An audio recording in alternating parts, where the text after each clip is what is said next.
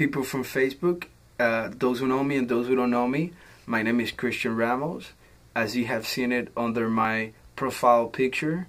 And I want to share something very, very important with you guys that decided to press play. I know you have many things to do, but anyways, you decided to press play, so you might as well make a good investment of your first 20 seconds, 25 seconds. So if you allow me to place my phone here, so it's not shaking nor on the way, and you don't end up believing that it was a fake video or a Photoshop one.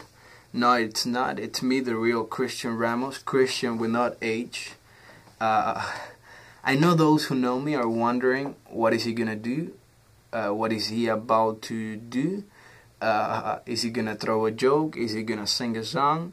And honestly, no, not this time, and not for free either. I would consider probably, just because I know you guys and I kind of like you guys. But not this time. Instead, I want to share something very important, and more than important, I would say critical and vital. And from my own experience, I can call it such. And it has to do with the decision-taking pattern that we establish in our life, or that we realized that we should have. And I consider it very critical. So, I was not going to share this, at least in video form. I was not going to, because, it's very uncomfortable to sit, and try to speak to you as if you were here, but you're not here. But it's a camera, and you know what I mean.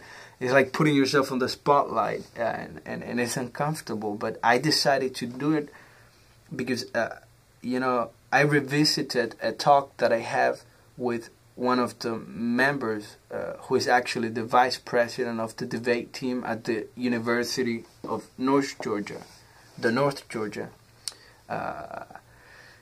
where I go to, and we were coming back from a trip to Indianapolis after participating in the Pi Kappa Delta National Debate Tournament there and winning second place overall school. And we were happy and everything. We were discussing on our way back, and she brought up the idea of community and how ironically it's so detached from its original meaning, which is to help one another. Because in reality, what we see within the community, it's not a community, but a group of people that are pursuing their own desires, trying to fulfill their own needs, their own goals. So it would be an oxymoron to call it an individualistic community, but it's obviously what we have to call it, where many individuals think they're together, but they're not. Everyone goes to work, gets up in the morning, and they go and do their living, and not really, trying to see how they can help other people, not only the people that surrounds them, but the people that surrounds those who surrounds them. I don't know if that makes sense for you. It made it in my mind, so I try to present it like I saw it there. But I was revisiting this talk, and I understood that a community, and when we're trying to help our community, we should always have in mind the following: how do I help someone else? What do I have that can be of benefit to other people? Because I expect them to do the same thing for me, but it's not the expectation that you have that should motivate you to do it. It should be the initiative that you desire. You should be an initiator, even if people don't reply to it. And even above the materialistic level, I think there's a psychological, emotional level that we all have something to share with others, and especially in times of confusion, of need, and catastrophe in someone's life. We should always be looking to sharpen our ideas with someone else's, to see how we can benefit them, to complement our thoughts with theirs, and from there make a better one. We are not that independent as we try to believe we are. In fact, we cannot evidentially prove it or admit it. Anthropologically, psychologically, historically, we are gregarious, and more than gregarious, we move in communities to benefit who we are. And we have seen that once community starts being fragmented, we see consequences, and you could probably see it in in your community outside. Why are we here in this situation, separation? And there's a famous quote that I know you have heard, and that is that united we stand, but we divided we fall. And and the desire in the community is there. In essence, there is the desire to be a community, but in practice, it's not. It's an individualistic community or individualistic society that we have created, and we promote it as such. So, I was thinking on this, and I was, realizing that if I want to help, and indeed I want to do something, because I understand the following: I have to help the community in the best way I can, because at the end of the day, I'm helping myself. If we understand that the decisions that I take and somebody else's take have a direct or indirect realization in lives,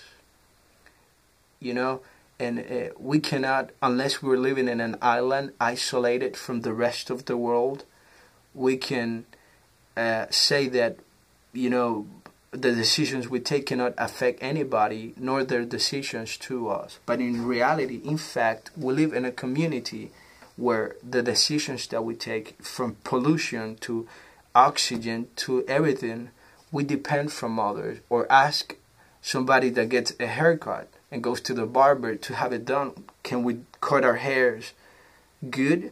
Not in reality. We can try, but we're gonna have chops, it's like weird haircuts. From that level, we understand at a basic level, we depend from one another. Ladies go to the salon to have their hairs done, but from there we understand the community involvement that is needed to provide a better society. So that's the reason why. So I don't want to spend more time saying this, and I want to hit the nail right quick. I was talking about the decision-making pattern that we should have, and we have to understand that the decision-making pattern, as I have learned, emerges from one of the 4 categories of questioning life. The first one of them being origin, where questions such as, where do I come from? How we end up here come. Second, we have the category of morality, where questions such as, is this the right thing to do? Was that bad? Is this evil? Did I make the right move? Did I make the right move? Was that the right thing to do, to say? Arise, questions such as that arise out of the category of morality. But then we have the category of questions of destiny, and that is, where are we going to? Where am I headed to? Are we going anywhere after we die? Is there life after death? Or are we annihilated after we die?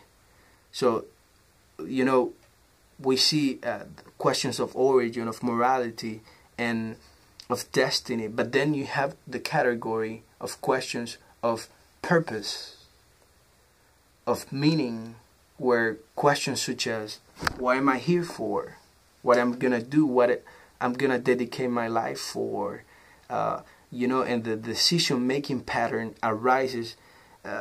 It has an effect with the other, but mainly comes from this one. It emerges mainly from this one. Questions such as, what am I gonna major in? Usually when we're asked, or when we're having to declare a major, or decide to go back to school, but we're not sure on what to study. We see the need of knowing how to make the decision, but then we realize that we cannot make a decision because we don't know what the purpose is before taking that decision. So there's an obvious need to know that some in our society understand, but there's a group within our society that are distracted, and being distracted. And I don't want to run a linguistics class with you here. I know you can do it better than me, probably by going to the dictionary. But my understanding of being distracted is that there's a focus or a target, but it's being forgotten, and therefore we are distracted. In other words, we should be paying attention to something else, but we're not. We are distracted. And our generation, our society, is a society that is distracted. A distraction for us is equally to being entertained. The entertainment industry in our society is making billions of dollars out of people that don't have a purpose. Therefore, they are distracted. And that's the reality here, that by default, if you don't have a purpose, you are distracted. If you don't have a purpose, you are doomed to be affected and harmed by those who can take advantage of that. And that's the reality. If we don't have a purpose, we are just throwing our bullets to nowhere. We are just shooting bullets, because to the air, because there is not aim, there's no target. So there's a big need of knowing this. So if you already probably have figured it out yourself, probably if you understand that you should have it, and you already got this, well, probably this video is not for you. And you're welcome to change the channel or press stop. But I would urge you anyways to reconsider it. I would urge you to always reconsider your, to have a second thought, to think twice, and I believe in always revisiting the decisions I take, and I like doing that, not every day, but when I remember, when I can, just when I come home, and before going to sleep, I make an inventory of the decisions I took, the things I said, to see how I can better them the next day. So I would urge you to always reconsider, to always test the decisions that you have taken.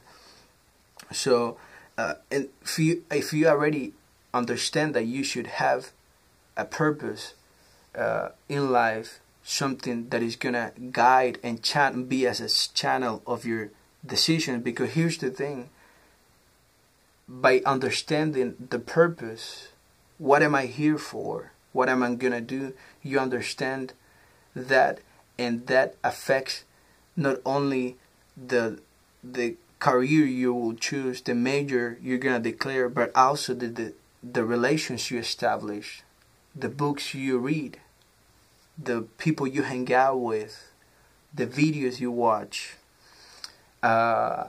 Everything that you will do will make sense if you understand where you're headed to, because you know who to hang out with, who's gonna be of benefit to pursue and help you with that goal.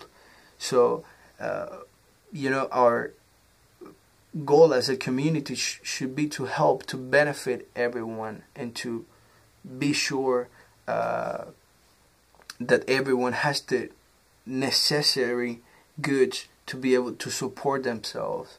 That's the basic, I would say, goal, should be the basic goal of society and our community more than society. So I don't want to spend more time on this and just hit the nail right quick and then let you go.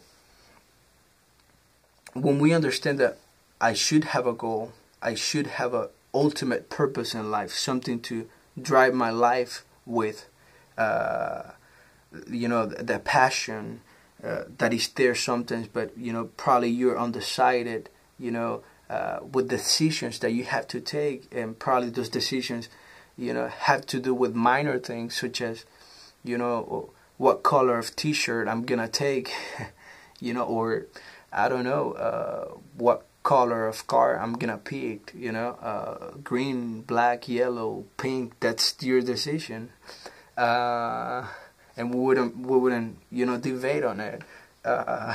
We respect your decision, but then we have bigger, tougher decisions to take, such as, should I move to that state? Should I stay here? Should I move out? Should I leave? Should I stay? And questions that sometimes we wish we could have the answer to, but we don't. But then we have the questions, that are gonna affect us, such as who I'm gonna be with, who I'm gonna marry, who I'm gonna spend my life with, stuff like that. Follow, under the pattern of the way we take decisions in life. So I want to share the next thing, and as I say, let you go. And if you already know that you should have a purpose, and indeed you want to be able to affect the rest of the decisions you're gonna take in life, I will suggest you to consider these 3 levels, realms, on which you can base your purpose, your ultimate goal in life, on or upon. And those three are the realm or level, category, as you want to call it. The first one is of material or physical aspects, and those who want to base their ultimate purpose in life within the realm of physical or material things are those who want to provide clothing to those who don't have it, that wants to provide a house, a home for those who don't have it, that wants to provide food for the hunger. Especially are those who wants to provide the material goods for those who are needy, And if you are that type of person, that is commendable, because not everyone is willing to sacrifice their time, their possessions for others, and even have the desire in their hearts to help the community. That is commendable, and I urge you to keep going. Now, we have another realm on which we can base our ultimate purpose upon, and that is the realm of the emotional needs. And if you are that type of person, probably you have in your mind, in your heart, the desire to help those that have huge emotional holes in their lives, such as an orphan that don't have a mother or father that can take care of them, of him, of her, of a little girl, of a little boy. And you are touched when you know that you can help, maybe to provide in some way, not only material but emotional fulfillment to this person. And if you're that type of person, I give you thanks and appreciate it, in the name of those who don't have a voice yet or cannot express it. They will grow up and thank you the rest of their lives, and and if they don't, there's always somebody that is watching, and you should be aware of that. Lastly, there is the realm of the spiritual needs. And if you're that type of person, you want to provide for the people a spiritual guidance. Our human composition, it's one of a trichotomy, meaning 3 parts: human being, which is basically a body, a soul, and a spirit. And if you believe with that and agree on it, obviously you are trying to base your ultimate purpose in life to bring a spiritual fulfillment. And if you believe there's life after death, you want to probably make sure that people have a warranty that afterlife, when still their conscience is there, they're going to be able to enjoy eternity. So, that is commendable, that it's, great, and you should pursue it. Don't hesitate to do it. We are not only physical beings, but also spiritual beings, and it is needed. So if you already understand you should have an ultimate purpose, and you see the need of basing your ultimate purpose on one of these three, I will urge you to consider these three realms or levels of applying your purpose for your life, and obviously how this will benefit other people. I would say that even if you had a purpose, but it was not really a purpose that will bring direct benefit to others, I would say that real meaning of life, real purpose, it's found when we understand that we are here for others, when we dedicate our lives for the service of others. There is a Spanish song that says, "El que no vive para servir, no sirve para vivir," saying that who doesn't live to serve does not deserve to live. And that is something that we should always consider. And I want to finish with this, and it's something that I understood. I was going through a moment of desperation. I wanted to go to school, but I couldn't because I didn't have a permanent residence card yet. My immigration application was in process by the time I finished high school in 2007. And there was, the story, there was an out-of-state tuition fee being placed on my applications given the case, and I wanted to go, but I couldn't. Obviously, I believe there's a God, and I believe that He guides us, and I know that He used this to be able to teach me other things. Meanwhile, I was waiting on my permanent residence card. Thank God I was able to get it last year, and now I'm able to return back to school. So, but the decision-taking pattern that we develop is obviously considered within our abilities and our possibilities as well. And I would urge you to consider, writing it down, talking and discussing it with somebody.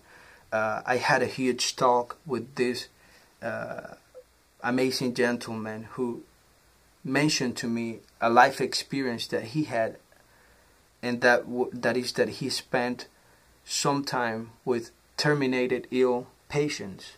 And he told me that after spending time with these patients that know they're gonna be dying within a week, within 2 days, within a month, he said that he learned so much about purpose in life because he heard them talking how they spent their life on purposeless things.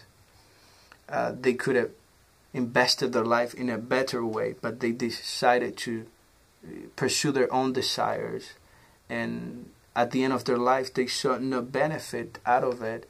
And that is something I like to consider as well, and that thing that's what struck me the most when I went back and revisit that. When I imagine myself at the funeral, and I'm not saying this on a pessimistic level, but a real reasoning here, because we are all going to die. And if you don't understand that, if you don't accept it, I'm sorry, it's going to happen anyways. We are going to die. And the question that should always be in our mind is, why do I want people to say, what do I want people to remember me for at the day of my funeral? That I accomplished what? That I fulfilled what? That I finished what? That I was able to be successful in this aspect of my life. In which aspect of my life? And that is something that struck me, because I understood then that it was necessary to live with a life with purpose, considering that you will die one day and you want to make the best use of your life. There is people that don't have a purpose and are distracted, as I was mentioning, and I believe that these people are just probably taking air, breathing oxygen that other productive people could be using. That is my way of saying it. Obviously there's enough air, but we should always consider that we will be dying one day, and at the last minute, what we want to look back and see that we finished. So with that, I would like to see your comments. Don't let me be the one talking about this. Let your voice be heard, but also your words be read. So I will commend you to, talk about it, discuss it. I believe in hearing from other people and, better my ideas. So I don't think I got the bull grabbed by the horns.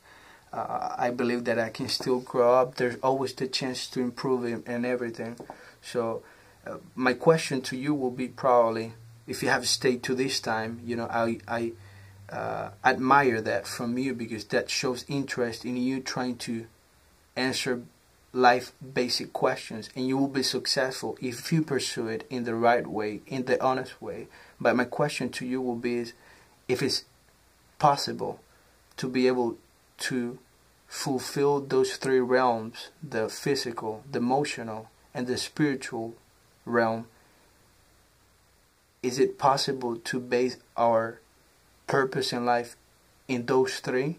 Or are we only limited to focus on one because it takes so much time, it takes so much sacrifice? Or is it possible to fulfill them three? I would like to hear your comments about it, or anything. So with that, I'll let you go. Thank you for taking the time to watch these 28 seconds. Have a great day or night if you are watching this at night, or depending whatever time you're watching this. Thank you and have a great day.